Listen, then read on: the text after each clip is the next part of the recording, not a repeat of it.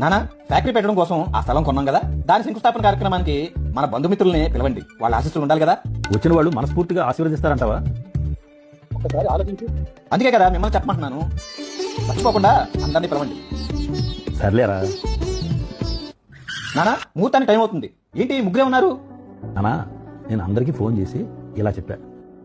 Hello Suresh గారు, hello Sharma గారు, hello అల్లుడు గారు, నా కొడుకు పవన్ ఉద్యోగం వదిలేసి ఒక ఫ్యాక్టరీ పెట్టాలని భూమి శంకుస్థాపన చేస్తున్నాడు.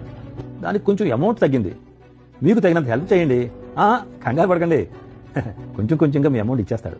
సగం మంది చుట్టాలు ఏదో వంక చెప్పి రాలేదు, కొంతమంది వ్యాపారం రిస్క్ కదా, ఇంకొంతమంది ఉద్యోగం చేసుకోవచ్చుగా.